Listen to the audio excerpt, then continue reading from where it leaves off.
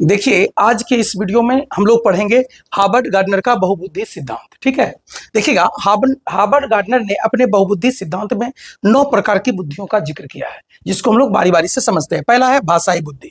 ऐसे बुद्धि वाले व्यक्ति बेहतर भाषा का प्रयोग करते हैं, भाषा में शब्दावली का वगैरह या वाक्य वगैरह का बेहतर ढंग से प्रयोग करते हैं, तो और उसको समझने की क्षमता रखते हैं, तो उसको कहते हैं भाषाई बुद्धि। अगला है तार्किक गणितीय बुद्धि, लॉजिकल मैथमेटिकल इंटेलिजेंस। देखिएगा, ऐसे बुद्धि वाले व्यक्ति में गणितीय समस्या समाधान की क्षमता होता है और तार्किक योग्यता होता है, तर्क करने की भी क्षमता होता है, तो उसी को कहते हैं तार्किक गणितीय बुद्धि। इसमें जो गणित से संबंधित जो कार्य करते हैं, गणितज्ञ वगैरह में कौन सा होता है?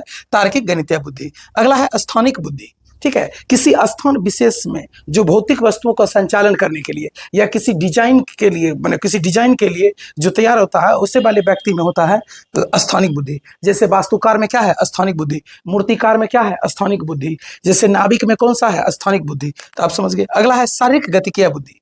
ऐसे बुद्धि वाले व्यक्ति अपने शारीरिक गति पर जबरदस्त नियंत्रण रखते हैं। जैसे शारीरिक खेल खेलने वाले खिलाड़ी में कौन सा बुद्धि होगा? शारीरिक गतिकीय बुद्धि। डांसर में कौन सा बुद्धि होगा? शारीरिक गतिकीय बुद्धि। अगला है सांगीतिक बुद्धि। सांगीतिक बुद्धि वाले व्यक्ति संगीत के बारे में लय, सुर, ताल का जबरदस्त समझ रखते हैं, तो संगीतीय बुद्धि गीतकार, संगीतकार वगैरह में पाए जाते हैं। अगला है अंतः व्यक्तिक या अंतरा व्यक्तिक या इंट्रापर्सनल इंटेलिजेंस। देखिएगा, अंतः व्यक्तिक वाले बुद्धि वाले व्यक्ति अपने मनोदशा, अपने भाव, अपने इच्छाओं, अपने संवेग को पहचानने की क्षमता होता है उनमें, और अपना आप का बेहतर ढंग से मूल्यांकन करते हैं, उसी को कहते हैं अंतः व्यक्तिक। ठीक है, अब देखिएगा अंतर व्यक्तिक या इंटरपर्सनल, इसमें क्या होता है? अब यहाँ अपने के जगह पर किसी अन्य व्यक्ति, सामने वाले व्यक्ति का अगर आप भाव को, मनोदशा को, संवेग को अगर उसको पहचानते हैं, उसके अकॉर्डिंग अगर उसको हम व्यवहार करते हैं, तो उसमें होता है अंतर व्यक्तिक बुद्धि। अगला है प्रकृतिवादी बुद्धि। प्रकृतिवादी बुद्धि वाले व्यक्ति प्रकृति में जो पैटर्न है, जो चीज यहाँ के वस्तु हैं, उनको पहचानता है, जीव जंतु को पहचानता है, प्राकृतिक चीजों को पहचानता है, उसमें होता है प्रकृतिवादी बुद्धि। जैसे वनस्पति वैज्ञानिक में, किसान में, शिकारी में, इसम होता है। अगला है अस्तित्ववादी बुद्धि।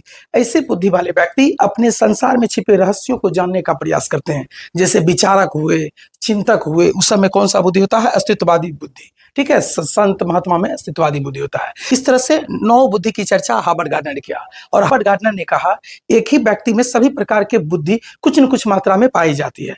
कोई सा बुद्धि होता है कुछ ज्यादा होता है, कोई सा बुद्धि कुछ कम होता है।